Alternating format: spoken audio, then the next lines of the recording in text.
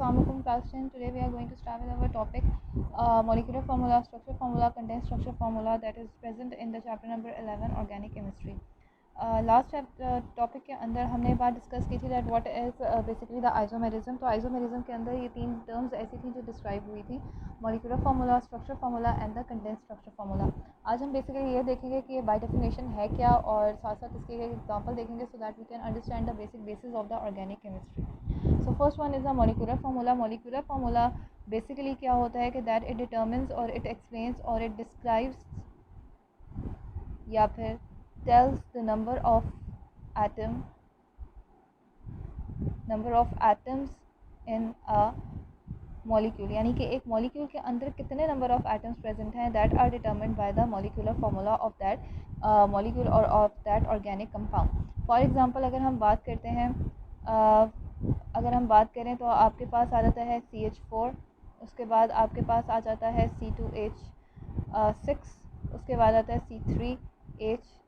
तो ये आपके पास कुछ मॉलिक्यूलर फार्मूलाज हैं जो ऑर्गेनिक केमिस्ट्री में यूज़ होते हैं that basically determines the number of atoms that are present in that molecule. CH4 जो है that stands from ethane, the second one is for ethane and the third one is for propane.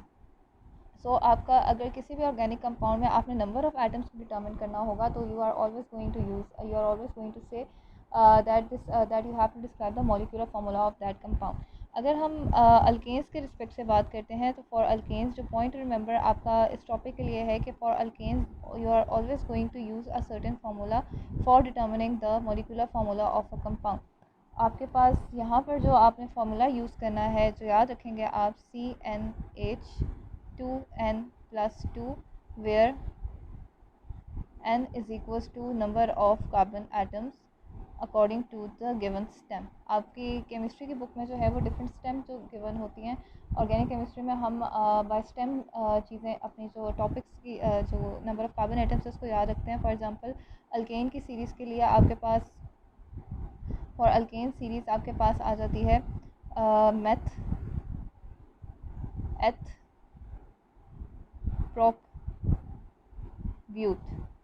इस तरह की आपके पास सारी एक deck तक जो है वो सारी सीरीज़ चलती है अल्केन की सीरीज़ और इसके अंदर रिस्पेक्टिव कार्बन आइटम्स जो होते हैं 1, 2, 3 एंड 4 होते हैं. So whenever you are going to use this molecular formula, you are going to determine the molecular formula of a compound, you are always going to use this formula specifically for what? For alkanes, because it is different from alkenes and alkynes. बाकी हमने types अभी alkynes और alkenes जो है वो पढ़नी है of that of organic compound, but वो अभी आपके टॉपिक के अंदर नहीं डिस्क्राइब हुई. They are describe in the later chapter as well. So whenever you are going to determine the molecular formula for this chapter, you have to use this formula CnH2n+2 where n is equals to number of carbon atoms. जो हमारे पास molecular compound आपका present होगा उसका जो भी आपको बताया जाएगा कि ये आपके पास compound है, आप उसका सबसे पहले molecular formula निकालेंगे and then उसका आप structure formula निकालेंगे and then आप उसका condensed structure formula निकालेंगे. So सबसे पहला जो step आपने जब भी किसी भी compound का formula आपने उसका determine करना है structure and condensed structure formula, तो आपको सबसे पहले उसका मॉलिक्यूलर फार्मूला पता होना चाहिए. नेक्स्ट आ जाता है आपके पास स्ट्रक्चर फार्मूला. स्ट्रक्चर फार्मूला जो है वो बेसिकली क्या है? It is a formula that describes the arrangement of atoms. Formula that describes the arrangement of atoms is known as to be the structure formula. यानी कि एटम्स किस तरह से अरेंज हुए हैं एक मॉलिक्यूल के अंदर वो डिटर्मिन करता है किसी भी चीज़ का, किसी भी कंपाउंड का स्ट्रक्चर फार्मूला. यानी कि आप जैसे मेरे पास ऊपर मॉलिक्यूलर फार्मूला मैंने किसी चीज़ का डिटर्मिन कर लिया. फॉर एग्जांपल लेट्स से कि मैंने मीथेन का मॉलिक्यूलर फार्मूला CnH2n+2 का यूज़ करते हुए निकाला. तो उसके बाद जो मैं नेक्स्ट स्टेप करूँगी मैं ये करूँगी कि ये देखूँगी उसके अंदर नंबर ऑफ़ एटम्स किस तरह से अरेंज हुए हैं. मेरे पास ही क्योंकि एक मीथेन का मॉलिक्यूल था, एक ही कार्बन एटम था, तो मैंने one carbon atom I have placed at the centre of the structure, and as this carbon has to complete its 4 valency, so it forms 4 hydrogen bonds, 4 bonds with the 4 hydrogen atoms respectively to complete its tetravalency of that carbon atom. So structure formula basically आपके पास structure को determine करने के लिए structure में atoms की arrangement को describe करता है. Now what is the condensed structure formula? This condensed structure formula is in turn based on the structure formula. Structure formula is based upon the molecular formula of a compound. And the condensed structure formula in turn is based upon the structure formula. यानी कि जब भी आप किसी चीज़ की आपके पास एक किसी चीज़ का एक्सपेंडेड फॉर्म स्ट्रक्चर फार्मूला यानी आ जाए, क्योंकि स्ट्रक्चर फार्मूला बेसिकली आपके पास एक सॉर्ट ऑफ एक्सपेंडेड फॉर्म होती है किसी भी चीज़ की, किसी भी कंपाउंड की एक्सपेंडेड फॉर्म होती है। उसको फैला कर जो है खोल कर देखा जाता है उसके अंदर कितने नंबर ऑफ़ एटम्स हैं, कितने जो उसके बॉन्ड्स वगैरह प्रेजेंट हैं। कंडेंस स्ट्रक्चर फार्मूला क्या है? एटम्स को कंडेंस कर दिया जाता है in the structure formula to form the condense structure formula. यहाँ पर basically condensation of number of atoms हो रही होती है, of number of atoms given in the structure formula. So जो भी आपके पास स्ट्रक्चर फार्मूला में होता है, आपका जो भी स्ट्रक्चर फार्मूला आप जिस भी चीज़ का बना रहे होते हो, जिस भी कंपाउंड का बनाते हो, उसके जब नंबर ऑफ एटम्स को हम कंडेंस कर देते हैं, that forms a condense structure formula. अब हम एक एग्जांपल देख लेते हैं। फॉर एग्जांपल आपके पास क्वेश्चन आ जाता है दैट डिस्क्राइब और डिटर्मिन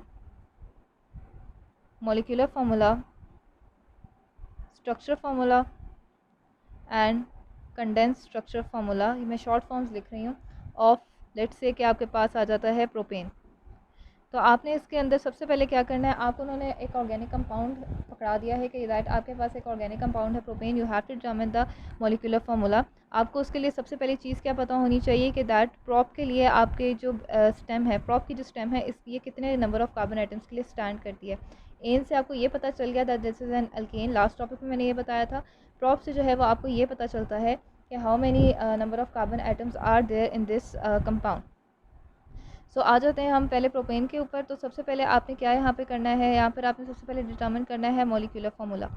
फर्स्ट आपके पास जो स्टेप आ जाता है that you have to determine the molecular formula. For determining the molecular formula we are going to use formula CnH2n+2 where for prop n is equals to 3। ये आपने याद रखना है, n इज़ इक्वल्स टू 3 है। जहाँ जहाँ पर n है वहाँ पर आप 3 लगा दें। H2 मल्टीप्लाई बाई 3 + 2, तो this ultimately form C3H8।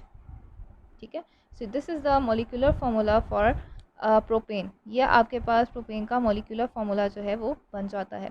Next step है आपके पास स्ट्रक्चर फार्मूला। अब आपने इस नेक्स्ट स्टेप में क्या निकालना है, इसी मॉलिक्यूलर फार्मूला के ऊपर बेस्ड प्रोपेन का स्ट्रक्चर फार्मूला डिटरमिन करना है। तो उसके लिए सबसे पहले आपका स्टेप होता है that you have to form the carbon chain.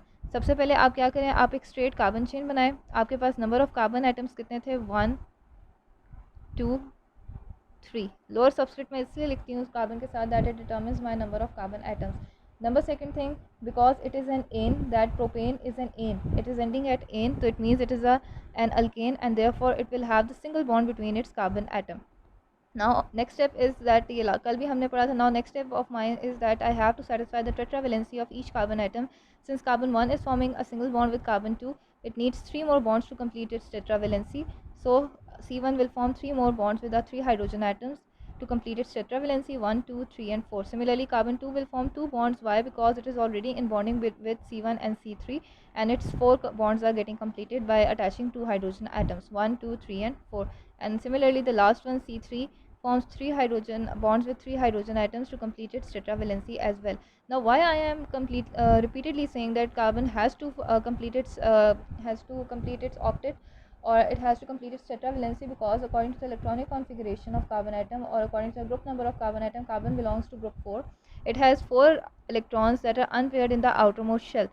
This carbon needs 4 more electrons from the outside to complete its octet, so therefore it undergoes bonding with 4 different atoms, with 4 similar atoms, maybe the 4 different atoms to complete its octet.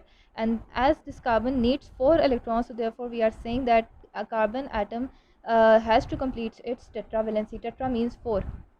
So इस वजह से carbon जो है वो हमेशा आपके 4 bond बनाता है. That is why a single carbon atom forms the 4 bonds with either the different items और विद द सिमिलर आइटम्स. ये आप क्लास 9th के अंदर जो है वो इस कॉन्सेप्ट को पढ़ते हैं.